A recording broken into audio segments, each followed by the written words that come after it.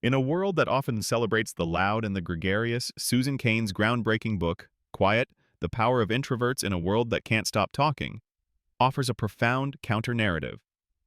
Far from being a flaw, introversion, Cain argues, is a powerful and often underestimated trait. Today, we're diving deep into Quiet to explore how introverts contribute uniquely to teams, leadership, and creativity, transforming perceived weaknesses into undeniable strengths. First, let's clarify what introversion truly means. It's not about shyness or being antisocial. It's fundamentally about how you gain and expend energy. Introverts recharge in solitude, finding large social interactions draining, while extroverts thrive on external stimulation. This difference in energy management shapes how introverts process information, engage with the world, and ultimately, contribute their unique talents. Cain meticulously traces the rise of what she calls the extrovert ideal in Western society, particularly in America. From the early 20th century, with the shift from a culture of character to a culture of personality, traits like assertiveness, charisma, and public speaking became highly prized. This societal preference often marginalizes introverted qualities, leading many to feel pressure to conform to an unnatural, energy-draining persona. In team environments, introverts bring invaluable strengths, particularly in deep work and focused problem-solving. While extroverts might excel in brainstorming sessions, introverts often provide the crucial follow-through, meticulous analysis, and sustained concentration needed to turn ideas into reality. Their preference for quiet reflection allows them to delve deeply into complex issues, identifying nuances others might miss. Beyond their capacity for deep work, introverts are often exceptional listeners and observers. In team meetings, they might speak less, but they are absorbing more, processing information, and synthesizing diverse perspectives.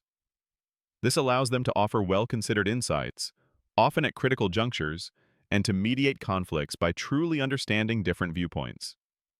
Their quiet presence can be a powerful anchor for group dynamics. Introverted leaders often defy the charismatic alpha stereotype, yet they can be incredibly effective. Their leadership style is typically characterized by thoughtful deliberation, empathy, and a focus on long-term strategy rather than impulsive decisions. They tend to listen more than they speak, valuing input from their team and making decisions based on careful consideration, fostering a sense of trust and respect. Furthermore, introverted leaders are often exceptional at empowering their employees.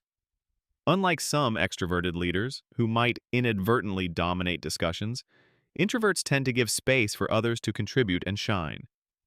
They are more likely to encourage proactive behavior, independent thought, and innovation from their teams, creating an environment where diverse voices are heard and valued, leading to more robust outcomes.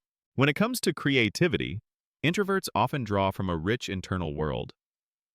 Their need for solitude and reflection isn't just about recharging. It's a fertile ground for imagination and original thought. Many groundbreaking artists, scientists, and innovators throughout history have been introverts, finding their muse in quiet contemplation, away from the distractions and pressures of external demands. This internal processing also leads to a deliberate and persistent approach to innovation.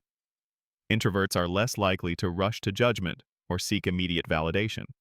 Instead, they meticulously refine their ideas, often working on projects for extended periods, driven by internal motivation rather than external applause. This careful, sustained effort often results in more thoroughly developed and truly groundbreaking creative outputs. One of Cain's most powerful contributions is debunking common stereotypes.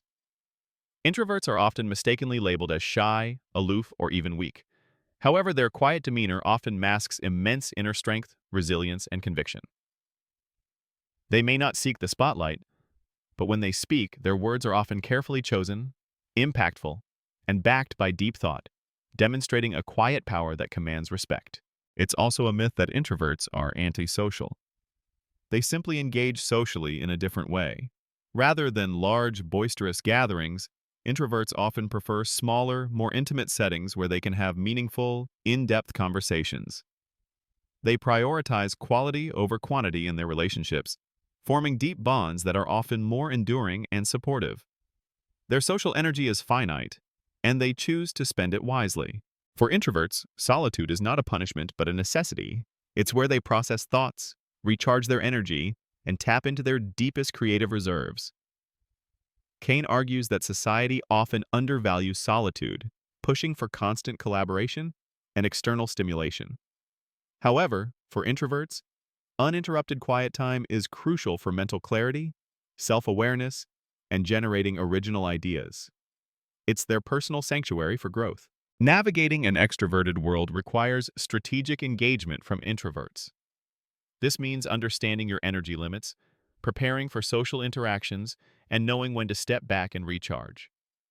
It's about choosing your moments to speak, ensuring your contributions are impactful, and not feeling pressured to be constantly on. By being strategic, introverts can participate effectively without draining their vital energy. Cain introduces the concept of the restorative niche, a place or activity where you feel most alive and authentic. For introverts, this is often a quiet space or a solitary hobby that allows them to fully express themselves without the pressure of external performance. Identifying and regularly engaging with your restorative niche is vital for maintaining well-being, creativity, and overall life satisfaction. Ultimately, quiet calls for a quiet revolution, a societal shift towards recognizing and valuing diverse temperaments. It's about creating environments, from schools to workplaces, that allow both introverts and extroverts to thrive according to their natural inclinations. By embracing the strengths of introversion, we can foster more innovative, empathetic, and balanced communities, benefiting everyone.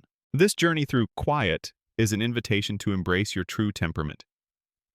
If you're an introvert, understand that your quiet nature is a source of profound strength, not a weakness to be overcome. Learn to leverage your capacity for deep thought, careful observation, and meaningful connection. If you're an extrovert, recognize and appreciate the invaluable contributions of your introverted